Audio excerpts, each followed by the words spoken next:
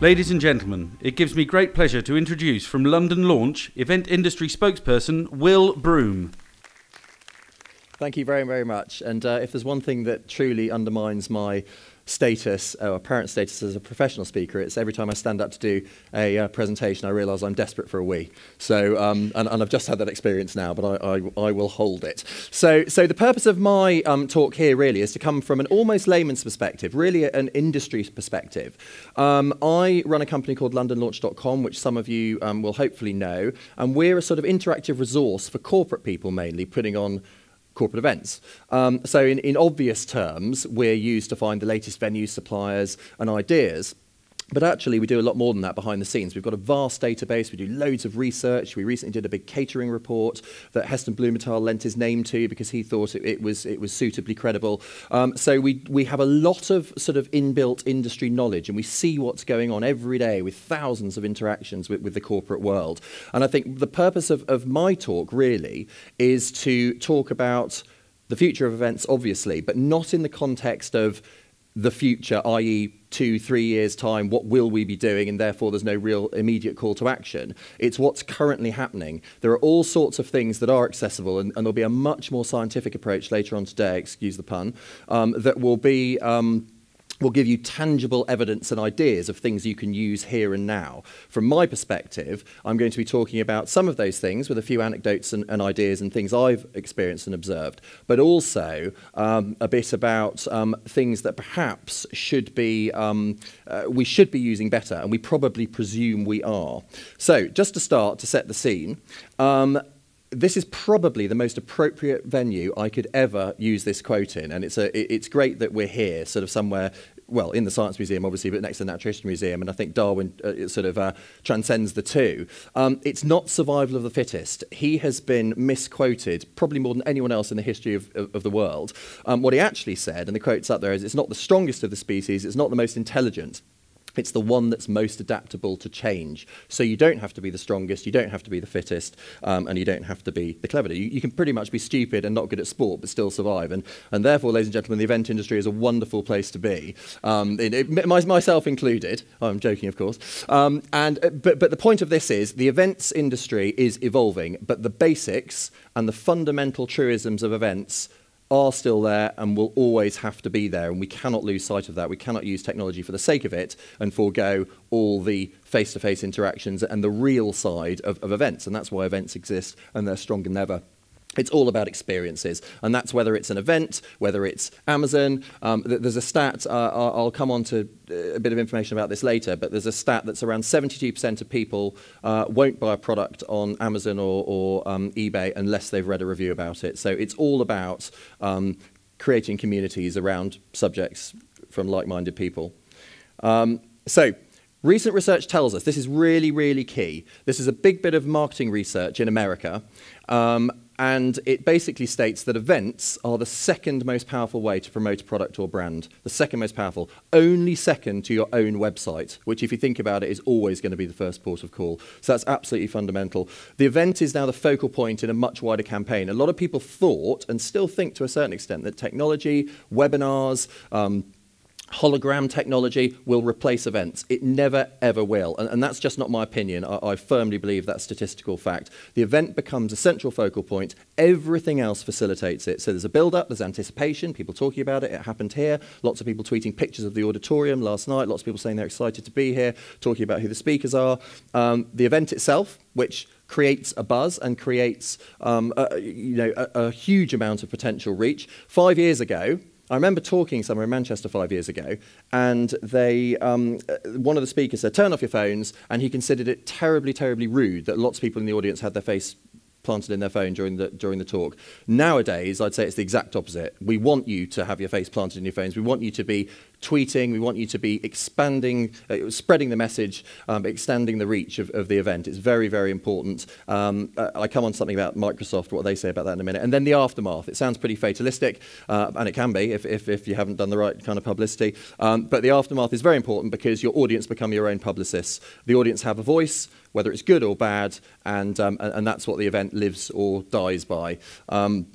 I was also talking at something in Oxford a few years ago, and there was a bunch of hoteliers there, and it was all about social media, and they were absolutely terrified of TripAdvisor. They had, I won't mention names, but Marriott Group specifically had a bank of people whose job it was to monitor TripAdvisor and complain to TripAdvisor to try to get bad reviews taken down.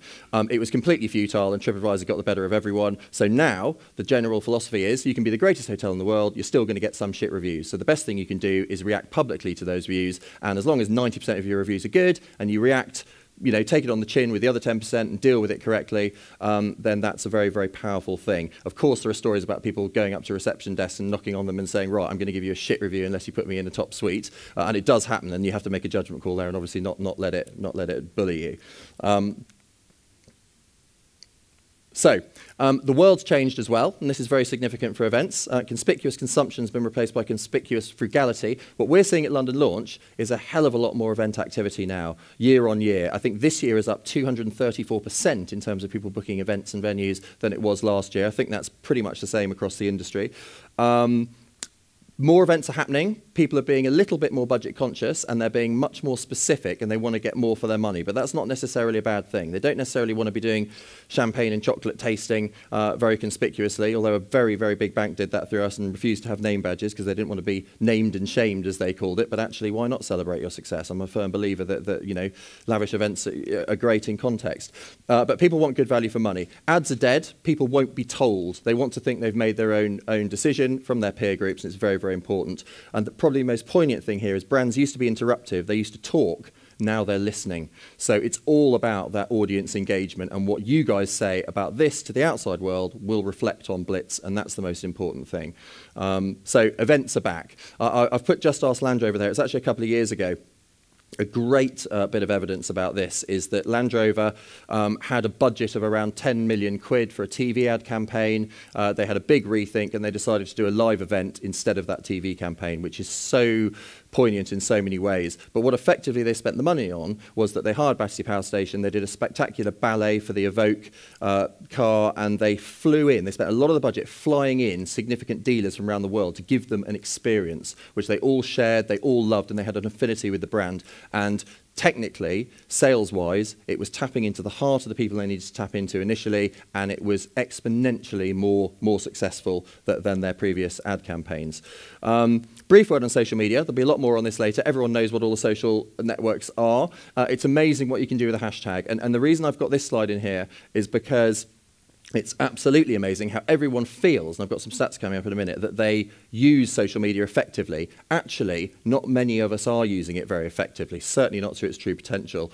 And the Microsoft quote I was referring to earlier is, the event is no longer about football. Someone in my office sheepishly asked me, why did Microsoft say the event's no longer about football? It's not football, it's football. And that's because, and we were talking about this earlier, 10 people in a room who are well connected and well engaged is possibly better than 1,000 people in a room who just sit there blankly thinking, when's the coffee break? So it's an extreme example, but it's very much the case. So we did some research with our big 43,000 database. We had a huge response. 54% of businesses use social media to some degree, and you'd absolutely expect that. 27% wanted to use it more and acknowledged it.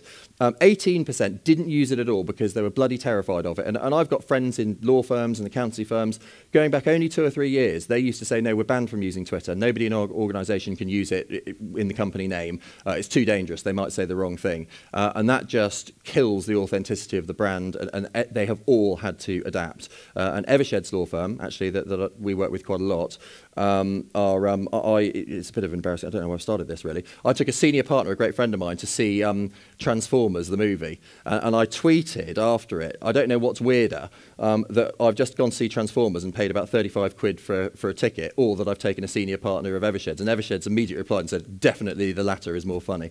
So they were engaged even late on a Saturday night on their Twitter handle, which was quite impressive.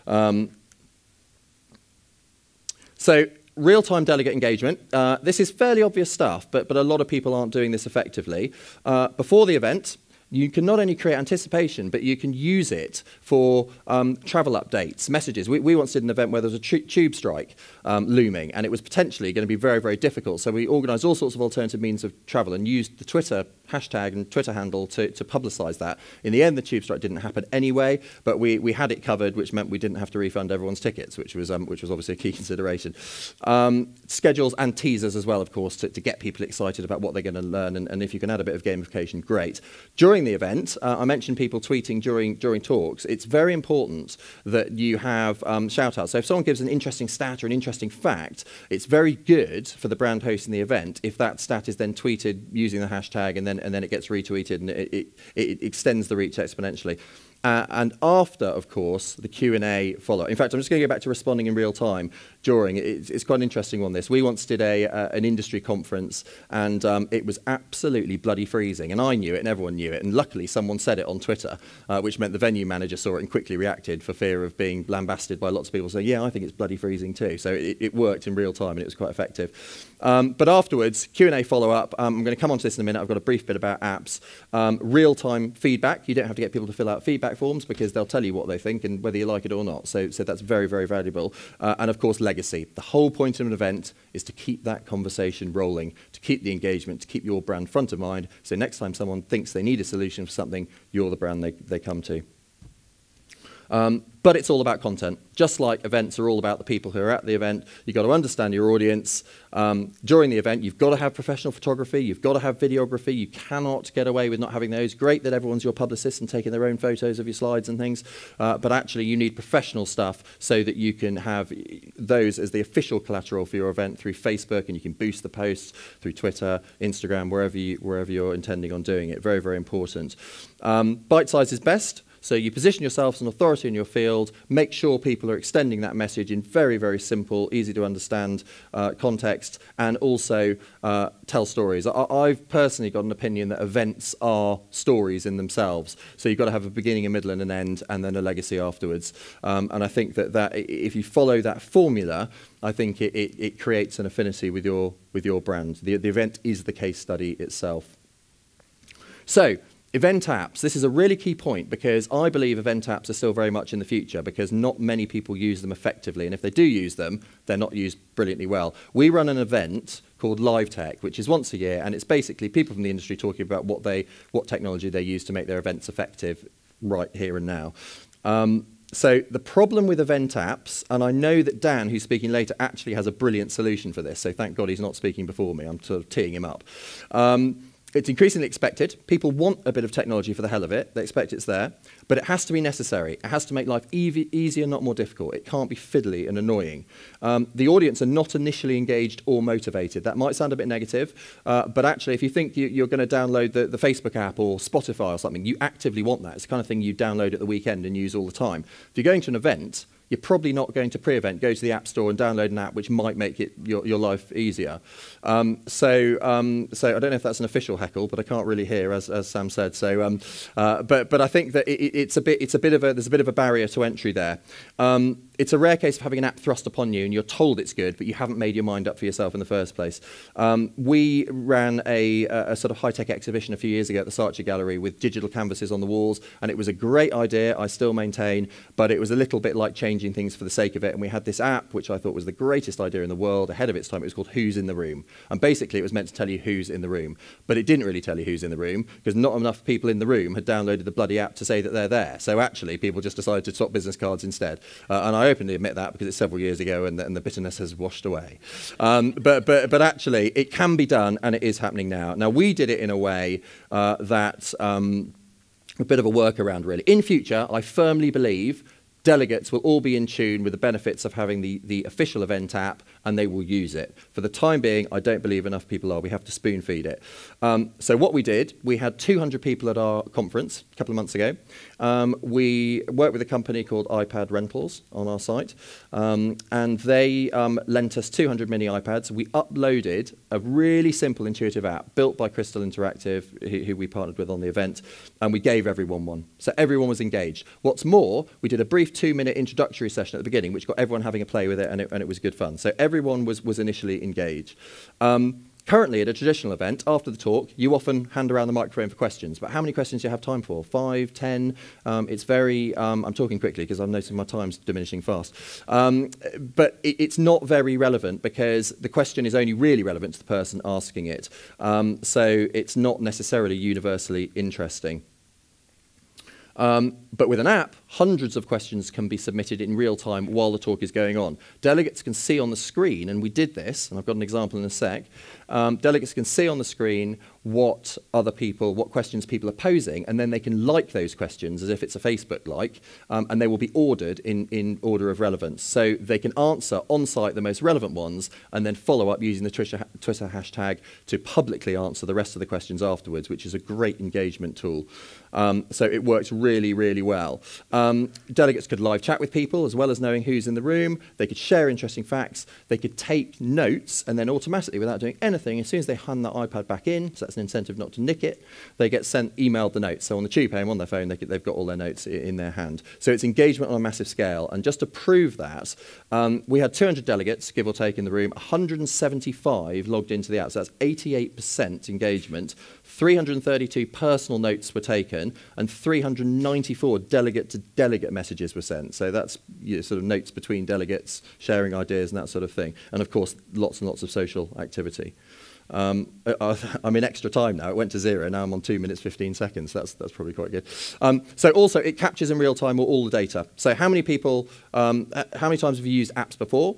Of course, the vast majority said never, but that's ironic because, of course, they have now because they've just used it. But it just shows that it's something that's not quite being used at the moment, but it's very much there or thereabouts. Here's a clever thing. The boss of Crystal Interactive stood up and said, "You seem to really like our app. What things would you like it to do that it doesn't already do?" So they applied the same thing as the Q&A. People put in their answers, and then people were able to like them. And so number 1 there is who is actually in the room. Number 2, order your drink. So Sarah's got the right idea. But by an order of likes, they ranked it, and he then summarised by saying, "Well, thank you very much. That's my market research done for me in 10 seconds. That's great." So it's very, very powerful. Lots and lots of information. So a few very simple things to do from that point of view. Hashtags. I once used a hashtag which also existed in Spain, so I got lots of Spanish tweets about it, and I was very confused. You can go to a site called Twubs to check your hashtag doesn't already exist and make sure that you've got a unique handle. Lots and lots of fun little ideas, like hashtag printers. You can have sort of traditional, it's almost a hybrid of old and new technology. You have printers dotted around the venue. If you take photos and use the hashtag, when you tweet them, you can go and collect your photos that pop out of printers around the room. So it's a nice little memorabilia thing. Big agency do the Cisco Systems European Conference. They got their delegates to design their own conference, even down to the sort of tour T-shirt they do, and it was all done through social media, mass engagement, and people felt really part of it. I'm going to mention one of the dreamable things. It's something that is being done, but it's a particularly exciting one. Ogilvy in Munich launched an album. The album was called Back to Vinyl, and they're doing a launch party. So what they did was they created an invitation out of an old 12-inch record, sent it out to everyone they wanted to come, with instructions to download an app. That app turned your iPhone or smartphone into a stylus. So you put the smartphone on top of the record, and you saw the stylus, and you could scratch it, skip tracks, and listen to the album. So it was a preview. Also, it gave you information about where the event was, and who was invited, and all the rest of it. And you could even, if you went to the end of the record and scratched it along, it would automatically link up on your phone to the band's merchandise shop, so you could buy T-shirts and things like that. So very, very clever idea. And finally, on that, one of the most common things agencies are asked for is a viral video. And genuinely, it doesn't exist. You cannot fabricate a viral video. And the reason I think that, or know that, is because it has to be accidental, it has to be authentic, it has to be a surprise. It can't really be contrived. Probably the most contrived one is the Dollar Shave Club guy, who I think is absolutely amazing. And I'm sure you guys have all seen that. But if not, look him up, Dollar Shave Club. It's basically a 2-minute ad he shot in his warehouse, and it's hilariously funny. They knew it was funny, they knew it was well produced, but they didn't know it would get 15 million hits on YouTube or more. So actually, the only way to guarantee it, and this is sort of a guarantee, is to get on the Ellen DeGeneres show, which is ironic because that's TV. But if you're on that show and someone talks about and Ellen talks about your video, chances are she's got enough viewers to make sure that it sort of goes viral. But that's not going to happen too often. So last word, technology, going back to what I said initially, technology will never ever replace events in any shape or form. It will enhance events, it will facilitate enhancing that experience, and that must be embraced.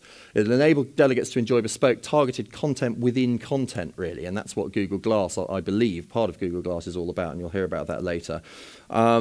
It'll continue to increase the relevant reach and therefore the ROI, which can be measured because you can measure all the chatter and who's talking about your brand and what they're saying and how they're engaged with you. So it's very, very powerful.